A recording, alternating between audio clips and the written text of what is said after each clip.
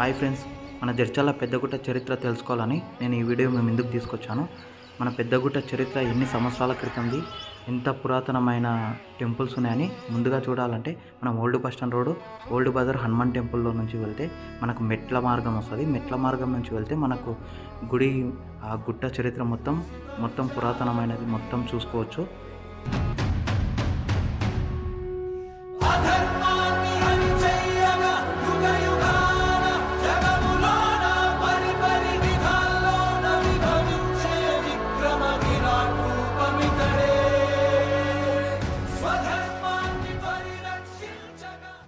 Hi friends, మనం ఇప్పుడు శ్రీ రంగనాయక స్వామి పెద్దగుట్ట మెట్ల దూరం కాడికి వచ్చినాము.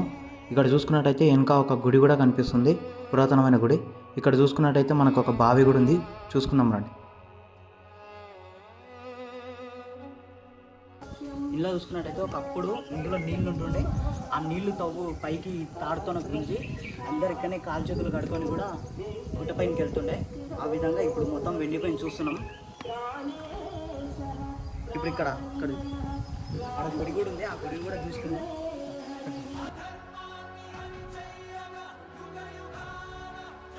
ఇక్కడ చూసుకున్నట్టయితే మనకు శివాలయం టెంపుల్ కనిపిస్తుంది. పురాతనమైన గుడి కాబట్టి మొత్తం ఇలా ఉంది. ఎవరు రాకపోవడం వల్ల ఇలా అయ్యింది. చూసుకున్నట్టయితే శివలింగం కనిపిస్తుంది. ఇక్కడ చూస్తుంటే చాలా సంవత్సరాలు అయినట్టు అనిపిస్తుంది ఈ గుడి ఓపెన్ చేయక.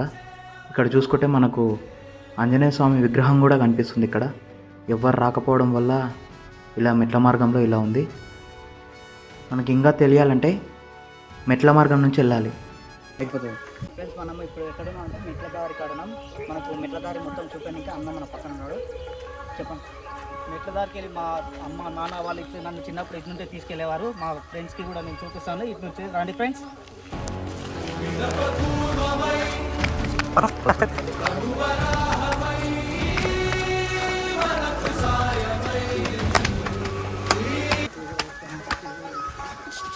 ఇప్పుడు ఇక్కడ చూసుకున్నట్టయితే ఈడ కూడా మళ్ళీ శివాలయం టెంపుల్ ఉన్నట్టుంది. ఒకసారి చూసుకున్నాము. ఇక్కడ కూడా ఏదో గుడి ఉన్నట్టుంది.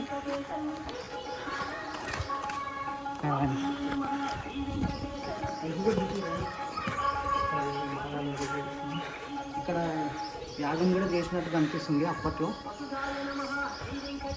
ఇక్కడ నంది కూడా ఉంది దగ్గర.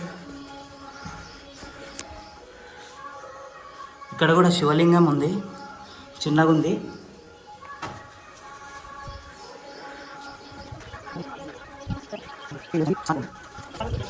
ఇక్కడ చూస్తున్నాం పెద్ద చెట్టు కూడా ఉంది. ఇక్కడ చూసుకున్నట్టయితే మన మెట్ల మార్గం స్టార్టింగ్ ఇట్లుంటుంది. ఇక్కడ చూస్తుంటే మెట్లు రాళ్ళతో ఉన్నాయి, పురాతనమైనవి కాబట్టి ఇట్లా రాళ్ళతో ఉన్నాయి. చూసుకొని మనం జాగ్రత్తగా వెళ్తే వస్తే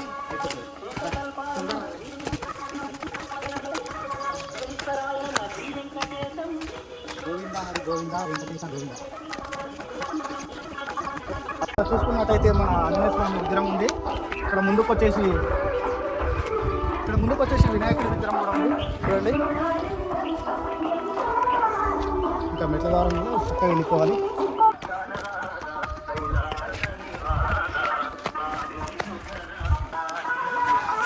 మెట్లు చూడండి ఫ్రెండ్స్, ఇంకో ఇలా ఉంటుంది. ఎందుకంటే పురాతనమైనది కాబట్టి మెట్లు ఇంకో బాట ఇలా ఉంది. కొంచెం పురాతనమైనది కాబట్టి ఇక్కడ చూడండి మెట్లు కూడా కొన్ని దగ్గర ఉన్నాయి, కొన్ని దగ్గర లేవు. మీరు చూసుకున్నట్టయితే ఇంకా మెట్లు ఇలా ఉంటాయండి.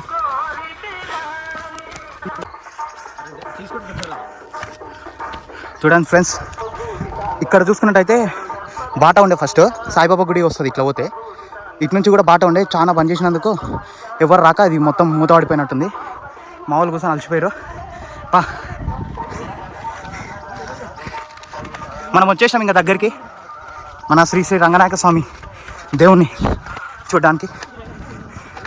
మెట్లు చూడండి ఫ్రెండ్స్, పురాతనమైనవి కాబట్టి మెట్లు ఇలా ఉన్నాయి. ఇక్కడ చూడండి, ఒక పెద్ద బండరాయికి రెట్లు ఇలా మెట్లలాగా సెట్ చేసిరు. ఇది అప్పటి నుంచి ఏమంటారు అంటే ఈ మెట్ల పేరు ఏనుగు మెట్లు అని అంటారంట. చాలా బాగున్నాయి, అంటే బండ ఉంది కాబట్టి అట్లా సెట్ చేసిరు. చూసుకున్నట్టయితే పైన కనుక చూస్తే ఇంకా వ్యూ అల్టిమేట్. అమ్మ ఇంకో ఇట్లా మెట్లు ఇలా ఉన్నాయి కాబట్టి అందరూ జాగ్రత్తగా రావాలి ఫ్రెండ్స్. హాయ్ ఫ్రెండ్స్, ఇక్కడ చూసుకున్నట్టయితే పుట్ట కూడా ఉంది మనకు. ఎల్లమ్మ తల్లి అని ఆ బండ పైన రాసింది. ఇక్కడ చూసుకోండి, అంటే అప్పుడు ఇంకా పెద్దగా ఉండే కానీ ఇప్పుడు చిన్నగా అయిపోయింది.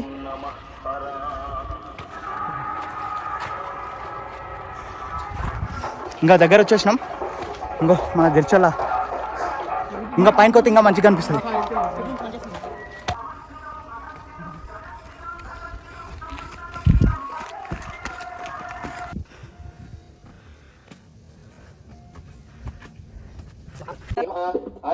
మెట్ల దారి కంప్లీట్ అయిపోయినట్టు ఒకసారి అక్కడ చూపించేస్తాం.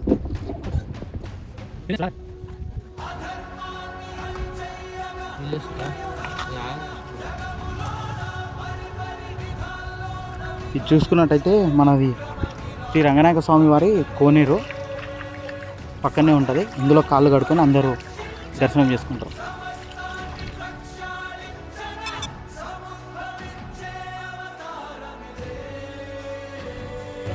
రంగనాయక స్వామి వారి టెంపుల్ ఇది కోనేరు. ఈ కోనేరుకి ఆ టెంపుల్కి ఒక చరిత్ర కూడా ఉంది. అది మనం లోపల పెద్దవారిని అడిగి తెలుసుకున్నాం. ఇప్పుడే మెట్ల ద్వారా కంప్లీట్ చేసుకొని స్వామివారి దగ్గరికి చేరుకున్నాము. ఇప్పుడు స్వామివారి చరిత్ర గురించి, మన కోనేరు గురించి పెద్దలను అడిగి తెలుసుకున్నాం. మన రీసెంట్గా 1 month బ్యాక్ కోనేరు మూత పడడం జరిగింది కదా, దాని గురించి మీరు ఏమని చెప్తారు? మళ్ళీ పునర్నిర్మాణం అయింది, చాలా చక్కగా అయింది. మీ మాటలు. శ్రీ శ్రీ శ్రీ రంగనాయక స్వామి పరిరక్షణ కమిటీ అధ్యక్షుడిగా నన్ను ఈ గుడికి ఆ దేవుడే రప్పించుకున్నాను నన్ను ఇక్కడికి సేవ చేయడానికి. అయితే ఈ కోనేరు అనేది చాలా అంటే అంత మహిమ ఉంది. దీనికి 1300 ఏళ్ళ చరిత్ర ఉంది కోనేరుకి. అయితే ఈ కోనేరుకి ఏం ప్రాశస్తం అంటే, గతంలో పెద్దలు అడిగితే ఏం చెప్పారంటే, ఇక్కడ స్వామివారి మీద అభిషేకం, వర్షం పడ్డా ఏది పడ్డా స్వామికి అభిషేకం జరిగి ఆ వాటర్ డైరెక్ట్ కోనేరులోకి వెళ్తుండే. అయితే ఈ కోనేరులో ఉన్న నీళ్లు ఉన్నాయి కదా, ఆ నీళ్ళని తీసుకుపోయి పంట పొలాలకు చల్లితే మంచి పంటలు పండడము. తర్వాత ఈ వాటర్ వల్ల ఏంటంటే చాలా, అంటే ఇప్పుడు పంట పొలాలే కాకుండా చాలామంది ఇంటికి తీసుకుపోయి దీన్ని వాళ్ళ ఇంట్లో వాటర్లో కలుపుకోవడము, తర్వాత పూజకు వాడడము, ఇవన్నీ జరగడం వల్ల ఏంటంటే సంతానం లేని వాళ్ళకి సంతానము, నిరుద్యోగులకు ఉద్యోగాలు అవకాశాలు, ప్లస్ ఇంకొకటి ఏంటంటే వ్యాపారస్తులకు మంచి అభివృద్ధి. తర్వాత అన్ని రకాలుగా ఏ కోరిక కోరుకున్న వాళ్ళకు కోరికలు నెరవేర్చే దేవుడు అని చెప్పి ఒక చరిత్రలో ఒకటి ఉంది. కాబట్టి ఈ కోనేరుని మళ్ళీ మేము పునర్నిర్మించాం. ఈ కోనేరుని శ్రావణ మాసం తర్వాత చాలా మంచిగా చక్కగా కట్టించాలని ఒక సంకల్పంతో మేమున్నాం. అది ఖచ్చితంగా జరిగి తీరుతుంది.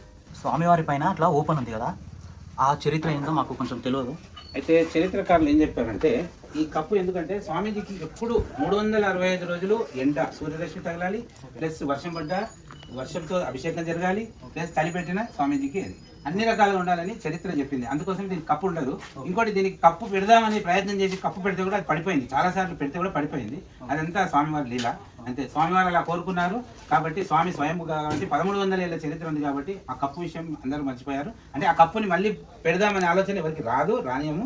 తర్వాత ఆ కప్పు లేనందువల్లనే స్వామీజీ, అయితే ఈ మధ్య కాలంలో ఏమైందంటే స్వామీజీకి కొన్ని ఇబ్బందులు జరిగినాయి ఇక్కడ. అంటే కొంతమంది ఏం చేశారంటే, ఇక్కడ ఇది గుట్టని ఇంత మంచి ఆహ్లాదకరమైన వాతావరణం ఉన్న ఈ స్వామి కోనేరుని చాలా మంది అన్యక్రాంతం చేశారు. ఇప్పుడు ఏమైందంటే స్వామి జనాల్ని మేల్కొల్పిండు. అంటే ఒక చెడు జరిగినప్పుడు ఒక మంచి కూడా జరుగుతుంది అనేది నానుడి కాబట్టి అలా జరిగిపోయింది. అయితే ఇప్పుడు మంచి జరుగుతుంది. ఈ మంచి వల్ల ఏమైతుందంటే, 1,00,000 మంది 1,00,000 అడుగులు ఇక్కడికి పైకి వస్తే మళ్ళీ గుట్ట అభివృద్ధి చెందుతుందని ఒక వేద పండితులు చెప్పారు. కాబట్టి 1,00,000 మందిని ఇక్కడ తీసుకురావాలని మేము లక్ష్యంతో సంకల్పించి 1,00,000 మందిని రావాలని చెప్పి విద్యాలయాలు, కళాశాలలు, వ్యాపార సంస్థలు, ఉద్యోగ సంఘాలు అందరినీ కలిసి పేరున అందరినీ ఇక్కడ తీసుకురావడానికి మోటివేట్ చేస్తున్నాం అందరినీ. కాబట్టి ఇక్కడ దినదిన అభివృద్ధి జరుగుతుందని మేము సంకల్పంతో ఉన్నాం. కాబట్టి ఖచ్చితంగా 1,00,000 మంది ఈ శ్రావణ మాసంలో వస్తారు. వచ్చి ఈ దేవాలయ అభివృద్ధికి అందరూ భక్తులందరూ తోడ్పడాలని చెప్పి ఆ రంగనాయక స్వామి దీవెనలు మీకు అందరికీ ఉంటాయని చెప్పి ఆశిస్తున్నాను. ఇట్లు అధ్యక్షుడు కాల్వ రామరెడ్డి. టెంపుల్ ఆపోజిట్ నుంచి మనం ముందుకెళ్తే మనకు జడ్చర్ల వ్యూ పాయింట్ మొత్తం మనకు చాలా మంచిగా కనిపిస్తుంది.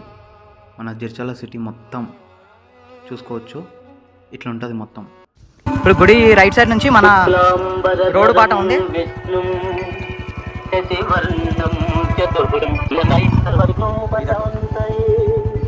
ఇది మన రోడ్డు బాట రీసెంట్గా కట్టిర్రు. ఇది ఇప్పుడు రీసెంట్గా వచ్చే వాళ్ళందరూ గుట్టపైనకి మన ఇదే బాట నుంచి వస్తారు, మెట్ల ద్వారం నుంచి వస్తలేరు. ఆ మెట్లది కూడా డెవలప్ చేస్తారంట. మన జడ్చర్ల వ్యూ పాయింట్ ఇట్లా కనిపిస్తుంది పైన నుంచి.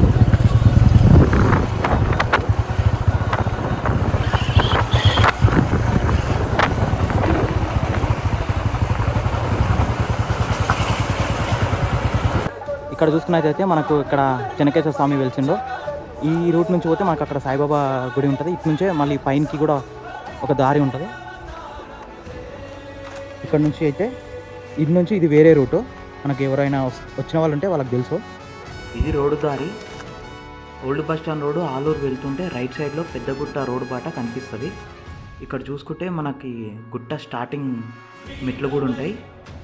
ఇక్కడ దేవుడి చెప్పులు కూడా ఉంటాయి. భక్తులందరూ ఇప్పుడు ఇటు నుంచే వెళ్తారు. ఆ మెట్ల మార్గం బంద్ చేసిన తర్వాత ఇటు నుంచి పోతారు. నాకు తెలిసినంత మన గుట్ట గురించి నేను తెలుసుకొని మీకు చూపించిన. మీకు నచ్చితే like, share, subscribe. Thank you.